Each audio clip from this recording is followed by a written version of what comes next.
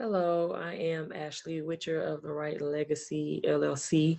I, I am the CEO of the Write Legacy. We are a Christian book publishing company that is dedicated really to promoting personal transformation, inspiring positive change, and bringing empowerment and educating people through literary works that glorify God. And I'm so happy to be Awesome. here. Awesome. I was just so compelled and led to kind of reach out to you to be a guest on Sheep Nation because of, what God is doing here in the body of Christ that, a lot of people may not even be aware of, but for me personally, when I saw that, God is using you to help produce um, books and helping people to get their thoughts on paper. And your latest video on Facebook, and you were talking about creating a writing atmosphere. That kind of, you know, hit home for me because I'm a mom, and like many others that are believers and they're trying to do the will of God, at the same time, their wife and, also have household duties. We have to find that time and that space to be able to hear from God accurately, find the time to make sure that we're writing down everything that we hear the right way. And so that just hit home for me. But a little bit about my friend Ashley. Um, Ashley Witcher's mission is to help others turn their ashes into life by breathing the word of God into every situation and teaching them how to apply the word of God to their lives in a practical way. She is the CEO of the Write Legacy LLC, and this is a Christian boutique publishing company. Some of her work, just to give a little background on her, she is an author of the Amazon bestseller, A Work in Progress, Exploring Biblical Perspectives on Marriage, Divorce, and Singleness. That right there is something that many that are in a place of isolation, just in that waiting place, you might want to pick that up so that you can receive what God is, speaking through her to help you get to that next place of where He wants you to be. Um, Also, she offers women biblical and practical advice on marriage, divorce, and singleness. These books teach you how to recognize unhealthy unions while also establishing a relationship with God that is deeper than you think. She is also a seller on Amazon from Mother with Love, Letters to Our Sons. That's a collaborative work from 8 different women sharing heartfelt words on life issues with their sons. That is something now, especially being Black women, raising our children in society right now with everything that's going on. That's something else that you want to kind of look into. And the letter kind of focuses on love, marriage, dating, identity, family, health, and education. Okay. Some of her other works include It Is Written, a 21-day write prompt and study journal. So, after she comes on and she explains kind of what God is calling her to do, this is a tool that you will need. We have notebooks, we have other things that we use, but this is a tool that you want to have in order to properly, document what you're learning, what God is teaching you. Collaborative features in Healing Toxic Habits by Leticia Nicole, and The Role of an Intercessor by Lavella Mogir. She does have an upcoming release that I'm looking forward to. I cannot wait till she releases it. I'm going to be downloading it to my Apple Books collection. And that is Creating Bethel, Becoming the Place Where God Dwells. This will be debuting September 2020. And so before I hand it over to her, she does say she's nobody without Christ. She wants that to be echoed into y'all's spirit, into y'all's mind. everything that she does, it is an extension of God. It is an extension of our Father. And so that will kind of narrow down who is being led to come to her for services, or, you know, anything, even if you're not a believer, but something's tugging at your heart. That's the Lord. And you want to reach out to her, okay? So at this point, I want to go ahead and turn it over to her. Just kind of let us know how the Write Legacy was birthed, you know, where you were in your life, and kind of just tell us what God was doing at that time. Okay. So as you stated, I am a published author. And one of the things that I've always been kind of a person of like resource. And Mm-hmm. the Lord has placed me in a place where I can learn, easily, quickly. And it's like it's like I'm always learning. I'm an avid Yes. student. And so one of the things that I noticed after I had written my book, sorry, and published it, was lots of people would come with questions like, okay, so how do you do this?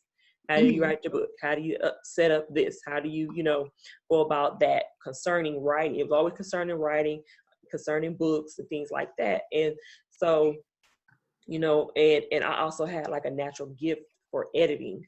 And Mm-hmm. so really I sold into a lot of people by, helping them. And then at some point it became like so much that I was like, I started to think like, man, I remember years ago when I thought of one day owning a publishing company, Right. And so, and I'm like, I'm helping people anyway. Mm-hmm. And so I definitely had sought godly counsel with my leaders. And they were like, you know what? You go and you pray. Mm-hmm. Um, because really at the time, it's like I always been an entrepreneur at heart. I had another business that I was, had been running, kind of struggling with. And they were like, you know what? Pray and ask the Lord which business, venture he would have for you to pursue. Mm-hmm. Wow. And so when I went and I did that, it all I could hear or see is just the book, the writing, the publishing. And so, and I remember one Sunday I was like, okay, Lord, I was like, I've been praying, like, if I want to start a publishing company, what am I going to name it? What am I going to name it? Right. And it was like one Sunday, it was like during praise and worship, I'm just, sit there, just in spirit and flow. And the name just came to me, the Write Uh-huh. Legacy. And I was like, oh man, I wrote it down. And so when I went back to my leader and spoke with her, like, I believe that the Lord is leading me to go forth with the publishing company. And at that point, I received the confirmation from my leader, like, yeah, I believe that is what the Lord wants for you. And so it was from there. So May 1st of 2018 was my official launch day for the business. And that I started that rolling like I had been in preparation, because that's one thing about the way the Lord does with me is like I go through a lot of preparation and research and things like Mm-hmm. that.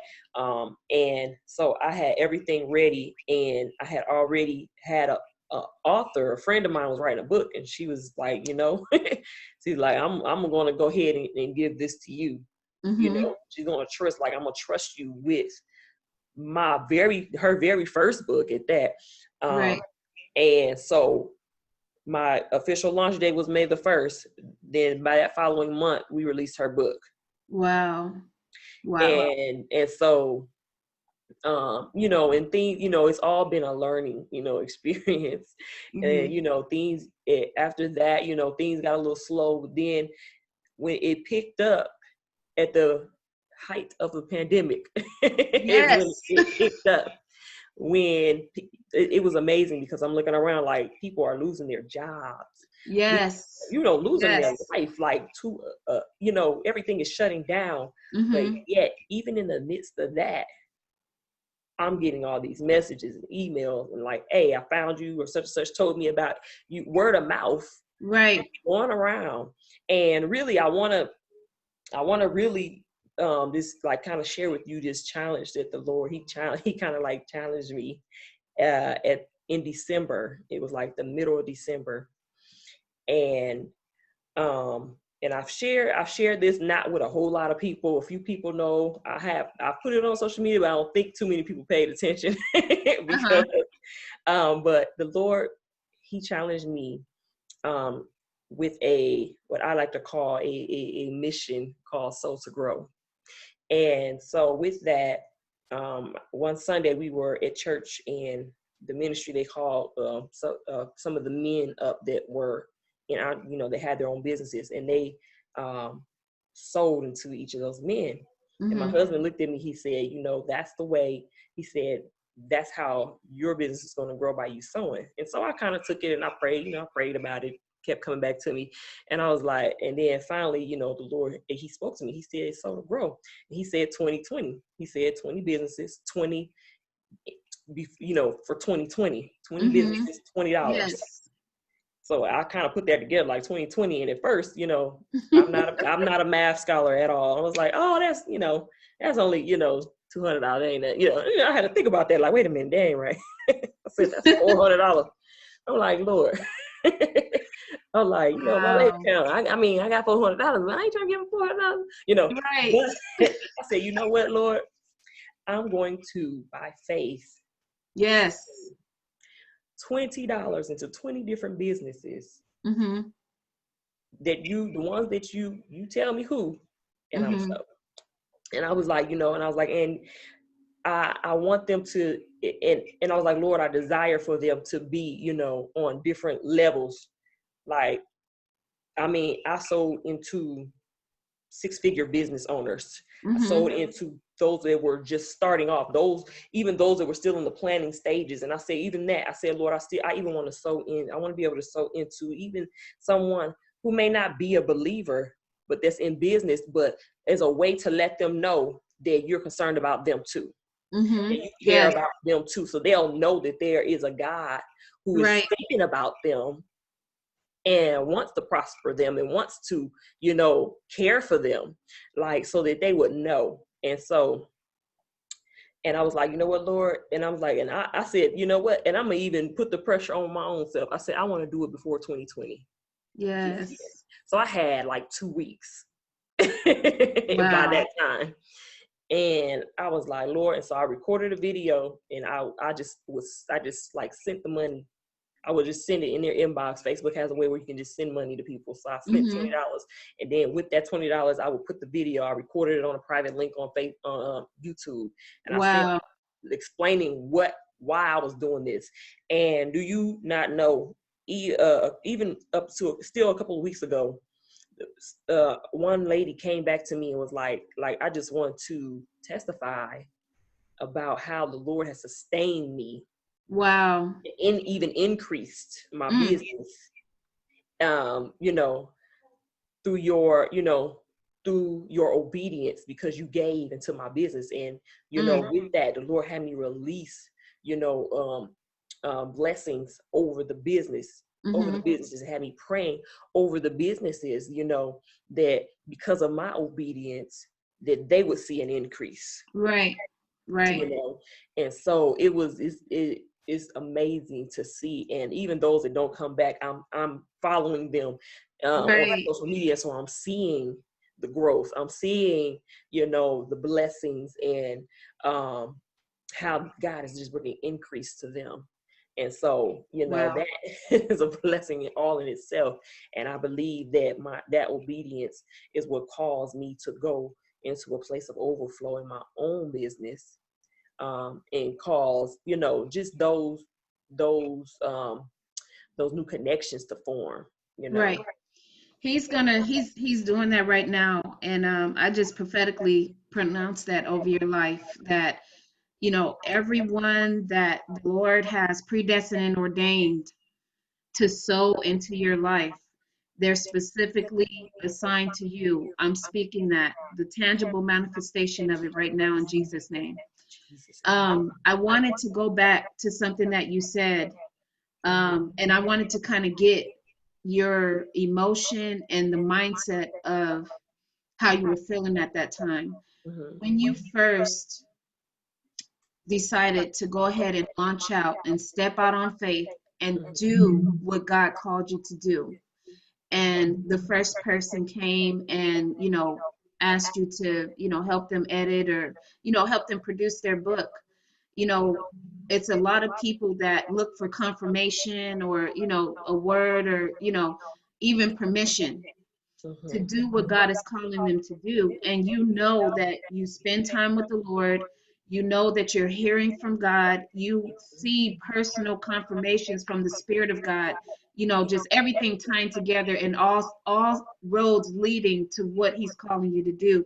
But you have that doubt on the inside of you, like, is this what I'm supposed to be doing? Right. So how are you feeling when you actually took that step and agreed to do what it is that God called you to do? What was your emotion at that time? Did you press past doubt or anything? Like, how are you feeling? Yeah, that's one thing. Like the enemy, he always comes to try to bring doubt. Yes, I feel like no matter what it is you're charged to do or called to do, like he is always going to try. He's going to try to see if he can get in some kind of way.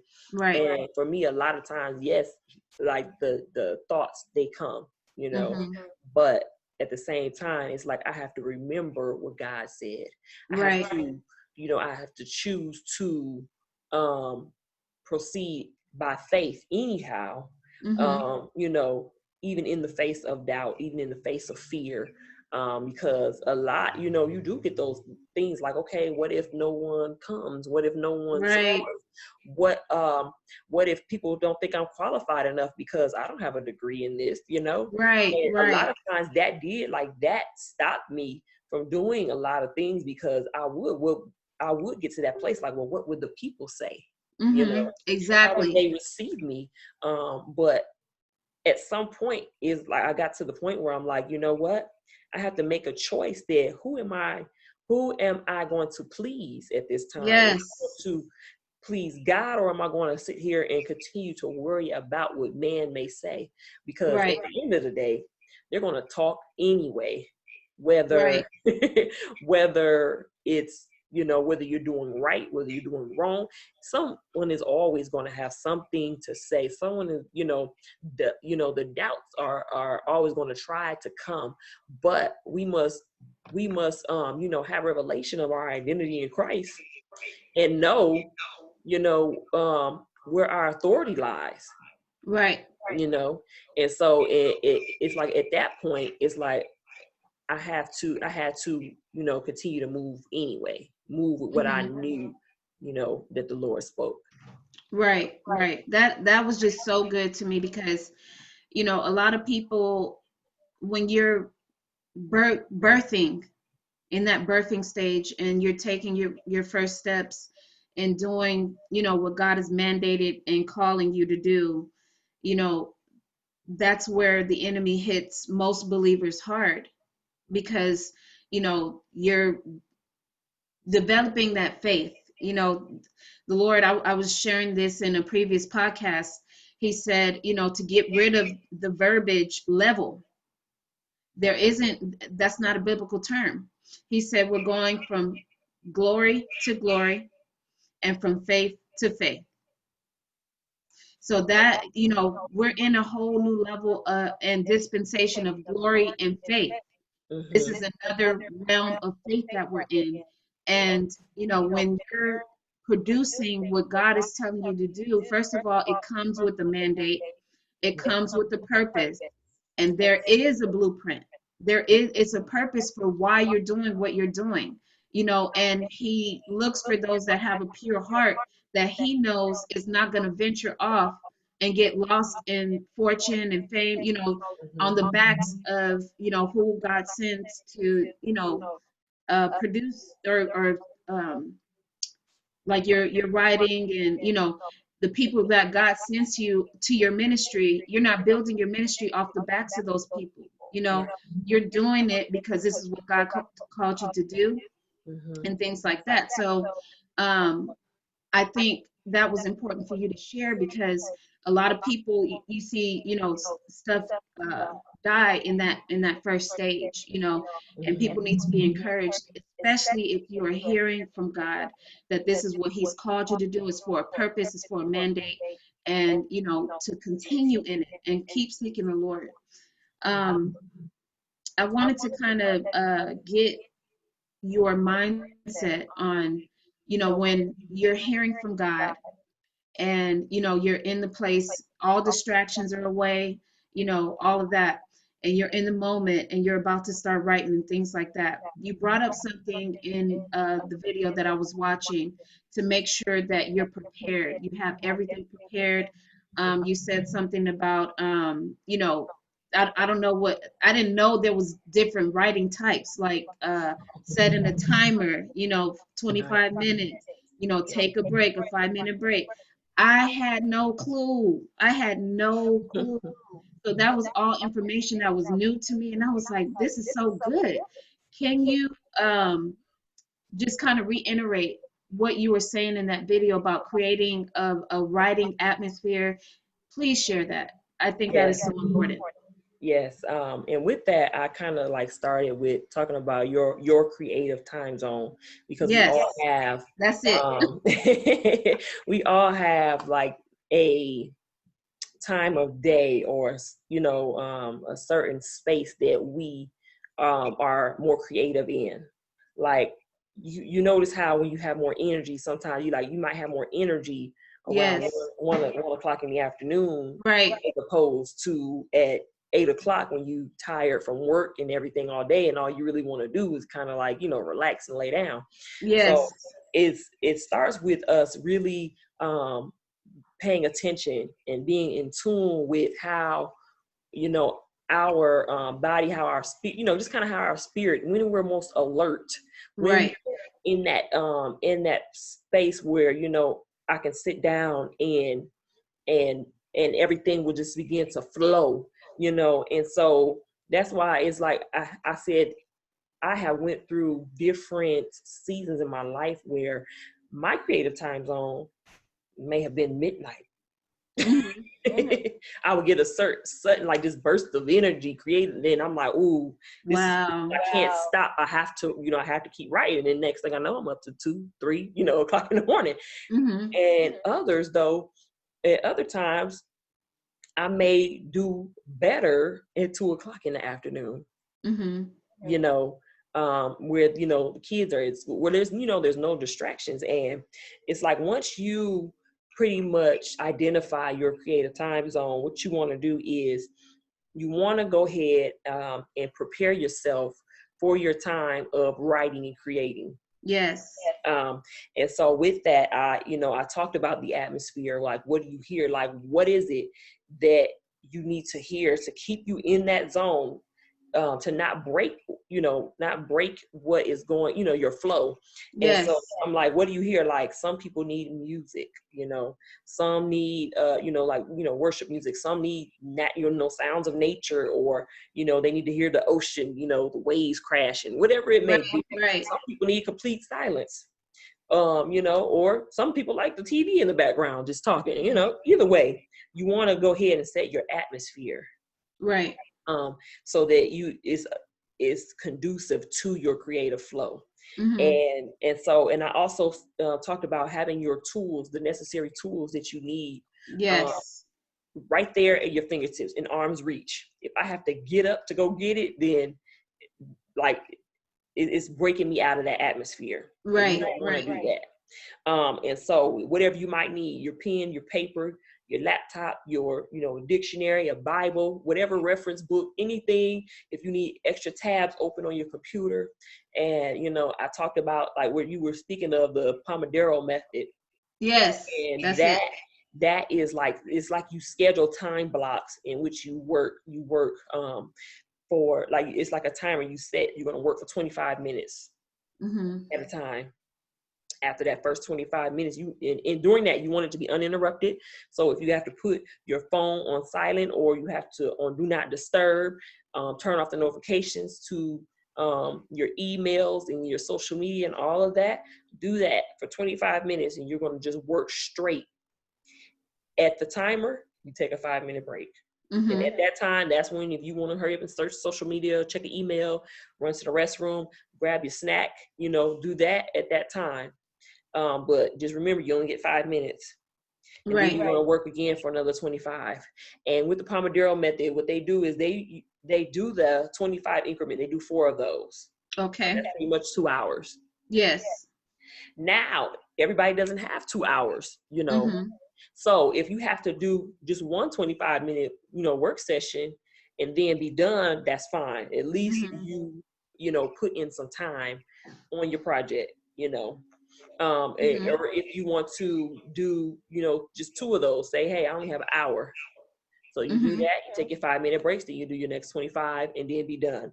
Make it work for you. It's no set in stone way. Right. But that's the Pomodoro method where, you cut out that distraction.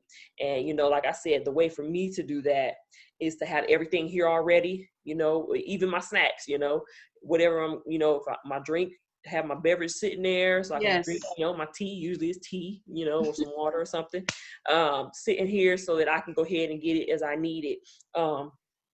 And then, you just keep doing that until you get into that, that how you create that, because that's what this whole series is called, the right habit. So you want to go ahead and construct those right habits for you to go ahead and finish what you started, because that was the thing with me. Like it would take me forever to finish because I didn't have a discipline or a structure set up. Come on, you better say that. So once I did that, I was like, once I was like, nope, you know what? I don't care what it is. I am at whatever time, 7:30 or whatever time it is each day, or 3 times a week. Either way, you pick that, whatever your schedule is that you set, stick to it, whatever it is. If I'm in the middle of, washing dishes, oh, nope, it's time for me to go and do my writing and or whatever it is, and come back and finish, whatever you're working on. But it's like you have to be dedicated and, and be committed to finishing and completing, what God gave you. Because at the end of the day, it's always somebody waiting on that, because he doesn't give us stuff just for us to keep to ourselves. And so I'm kind of going to be sharing, different methods as far as, creating that right habit. I believe next, I think I'll be talking about writing on the go, because a lot of us we're busy, and so I'm going to share just little tips about, that different ways to be effective and to be able to capture your ideas or thoughts or whatever, the Lord, he'll drop a nugget anywhere, anytime, child. And you'll be like, oh my good, I can't even write right now, and, or I can't sit down and do this. I don't have time. And, we can't depend on our minds to always remember everything because it's so much going on. But I definitely, I'm going to share a couple little, just a little tips that I've utilized in the past. And, hopefully can help, my fellow writers out there. Awesome. I hope, everyone listening to this, please reach out to her, Ashley Witcher, the Write Legacy. I'm seeing classes. I'm seeing that you're going to be starting classes. This, and whoever is led to sow, or, whoever is in their heart to join those sessions, please act on that. The Lord isn't putting that in your heart for no reason. Just like she said, it's not for us. We're not going to be buying our own books or regurgitating the same revelation. God is trying to produce whatever he's trying to produce in us so that it can be a blessing to someone else. That's ultimately what it's about. And then ultimately leading them to him. So this has been such a blessed episode. I'm just privileged to have you. And this will be first for me. I'm prophesying, you'll be back. Yes, definitely. But you guys, please find her on Facebook. Some of y'all have some unfinished work that and collected dust in the corner of y'all's Mhm. desk, under the bed, somebody's baby's diaper bag. Right. Get your stuff, dust it off, reach out to her. She has the heart of God, and she will help you make sense of what it is that you're trying to get down on paper and go into detail. So, look at her videos, follow her on YouTube, get deep, knee deep into this. God is doing something now. You want to be a part of that. So, Right. Ashley, thank you again. Again, I'm blessed, and hopefully, we'll get to dialogue again soon. And Yes. everybody, be in tune for the next podcast. We will be publishing hopefully every week on Friday.